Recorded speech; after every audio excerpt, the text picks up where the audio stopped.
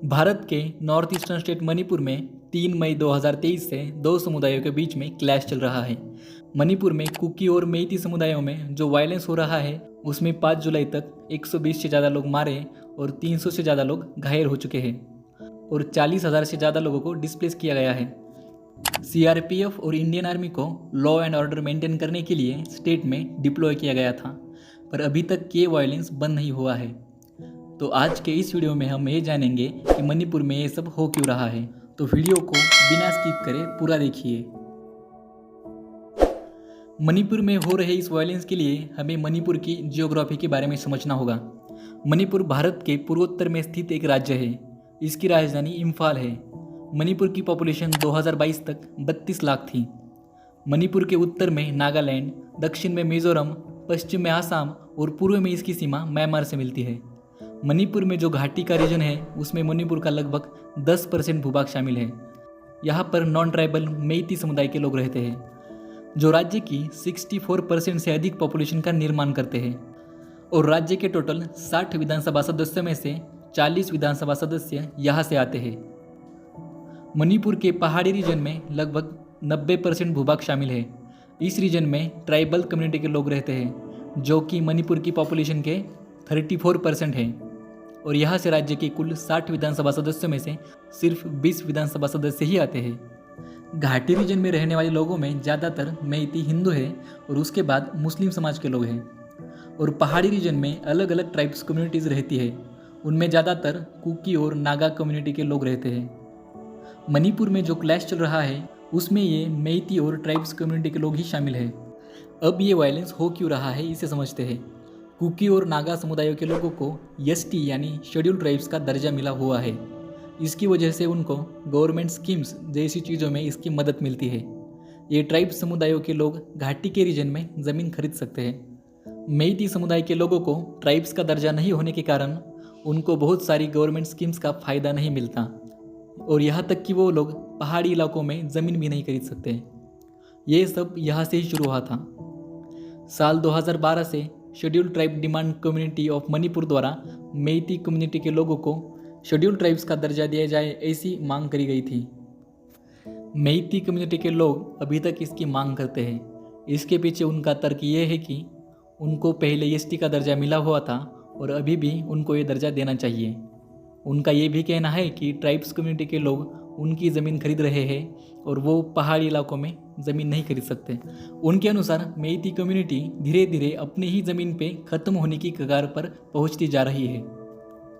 साल 1951 में उनकी पॉपुलेशन मणिपुर की टोटल पॉपुलेशन के 59% थी, जो साल 2011 की जनगणना के अनुसार कम होकर सिर्फ 45% ही रह गई है। मेइती कम्युनिटी के लोग और एक बात कह रहे थे कि ट्राइबल्स कम्युनिटी के लोगों की पॉपुलेशन बहुत तेज़ी से बढ़ रही है। ये नेचुरल नहीं है। इसके पीछे कारण ये है कि पड़ोसी देशों से माइग्रेंट्स आ रहे हैं और वो उन पहाड़ी इलाकों में रहते हैं और वो लोग कुकी और नागा कम्युनिटी के लोगों को भड़का रहे हैं। मेइती कम्युनिटी के लोग चाहते थे कि उन माइग्रेंट्स के ऊपर एक्शन ली जाए, पर नागा और कुकी लोग इन बातों के खिलाफ है। वो नहीं चाहते कि मेइती समुदाय के लोगों को शेड्यूल ट्राइब्स का दर्जा मिले। इसके पीछे उनका तर्क है। वो कहते हैं कि मेइती समुदाय के लोगों की पॉपुलेशन भी ज़्यादा है और उनकी पॉलिटिकल पावर भी ज़्यादा है। मेइती समुदाय के लोग उनसे एजुकेशन के मामले में भी बहुत आगे हैं। इसीलिए ट्राइबल कम्युनिटी के लोगों को लगता है कि मेइती समुदाय के लोगों को एसटी का दर्जा नहीं मिलना चाहिए और उनका ये भी कहना है कि मेइती समुदाय के लोग पहले से ही एससी, ओबीसी और ईडब्ल्यूएस में शामिल हैं। वो पहले से ही इन सब चीज़ों का लाभ ले रहे हैं, तो उनको शेड्यूल ट्राइब्स में शामिल करने की कोई ज़रूरत नहीं है। और जो ज़मीन खरीदने की बात है तो उसमें नागा और कुकी लोगों का कहना है कि जो उपजाऊ ज़मीन है वो तो उस 10% में ही है, यानी मेइती कम्युनिटी के लोगों के पास। इसीलिए नागा और कुकी समुदाय के लोग मेइती समुदाय को एसटी में शामिल करने के खिलाफ है। पर दंगों की शुरुआत तब हुई जब गवर्नमेंट ने म्यांमार से आए हुए इलीगल इमिग्रेंट्स को वहाँ से बेदखल कर दिया। उस रीजन में इमिग्रेंट्स ने 38 गाँव बनाए थे। सरकार का कहना था कि उन्होंने इलीगल तरीके से वहाँ पर गाँव बनाए हैं और उनका इस तरह इलीगल तरीके से इन इलाकों में घर बनाना और रहना आगे चलकर नेशनल सिक्योरिटी के लिए थ्रेट बन सकता है। पर ट्राइबल कम्युनिटी ग्रुप ने इस बात का विरोध यह कहकर किया कि मेइती समुदाय के लोग इलीगल इमिग्रेशन को हटाने के बहाने उनकी ज़मीन को हड़पना चाहते हैं। पर गवर्नमेंट ने इलीगल इमिग्रेशन को हटाने का काम जारी रखा और 11 अप्रैल को मणिपुर की 3 इलीगल बनी चर्चेस को डिमोलिश कर दिया।